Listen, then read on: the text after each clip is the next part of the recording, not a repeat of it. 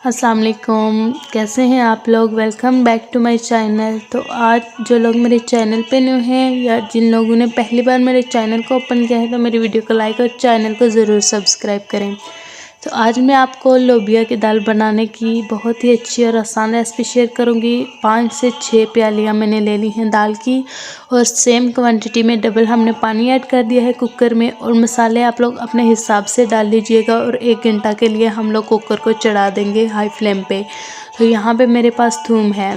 थूम को मैंने अच्छी तरह से धो लिया है। अब मैं इसको एक लंगड़ी ले लेती हूँ। आप लोग ग्राइंड भी कर सकते हैं लेकिन लंगड़ी में बहुत ही आसानी से देखें आपने ऊपर हाथ रखना है ताकि आपका थूम बाहर ना जा सके। तो देखें बिल्कुल आप लोगों ने आराम आराम से अच्छे तरीके से इसको अच्छी तरह से पीस लेना है।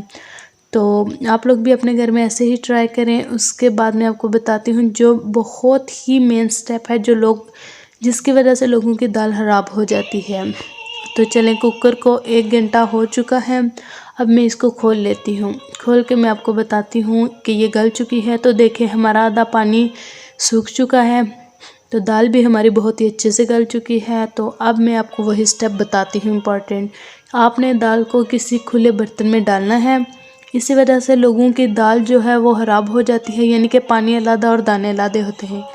आप लोगों ने ग्लास स्टील का लेना है, थोड़ा थोड़ा आप लोगों ने इसको पीस लेना है। इससे ये होता है कि आपकी दाल बिल्कुल घनी हो जाती है, पतली नहीं रहती। तो चलें, यहाँ पे मैंने 4 से 5 चम्मच ऑयल के लिए हैं और वही लहसुन जो हम लोगों ने पीस लिया था उसको ऐड कर देती हूँ। 2 से 3 मिनट पकाने के बाद आपने उसी पानी में, अभी दाल नहीं डाली हमने, पानी में अच्छे से इसको, जो हम लोग कहते हैं तड़का लगाते हैं, तो इसको अच्छे से तड़का लगा लेंगे। ये बहुत ही अमेजिंग और बहुत इजी रेसिपी है। कुछ लोग होते हैं जो तड़का लगा के दाल डालते हैं, वैसे बिल्कुल भी अच्छी नहीं बनती। तो देखें अब मैं इसमें दाल को ऐड कर देती हूँ। बहुत ही आसान रेसिपी है। मुझे कमेंट में ज़रूर बताना आपकी कैसी बनी थी।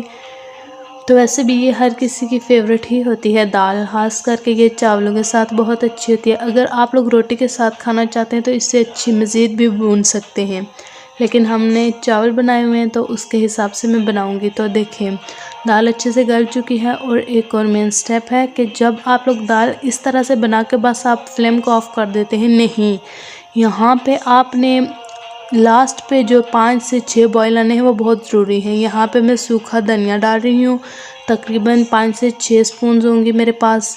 तो उसके बाद मैंने गरम मसाला, ये भी 4 से 5 चम्मच है मेरे पास। गरम मसाला जो आप लोग हर किसी हांडी में यूज़ करते हैं वही गरम मसाला है। इसको डाल लेने के बाद तकरीबन जो बॉयल आने हैं वो है 5 से 6 बॉयल ज़रूर आने चाहिए। यहाँ से आपकी दाल का टेस्ट बहुत मज़े का हो जाता है। या आप इसका कलर चेक कर सकते हैं, बहुत ही अच्छा है और बहुत ही अच्छी हमारी दाल तैयार हो चुकी है। तो कैसी लगी है रेसिपी आपको। चैनल पे न्यू है तो चैनल को सब्सक्राइब ज़रूर कर दे। तो अब आप देख सकते हैं इसका रिज़ल्ट, तकरीबन 5 से 6 बॉयल आ चुके हैं। अब मैं फ्लेम को ऑफ़ कर लेती हूँ। अगर आप लोग रोटी के साथ खाना चाहते हैं तो इससे मज़ीद बनाए। मिलती हूँ नेक्स्ट वीडियो के साथ। अल्लाह हाफिज़।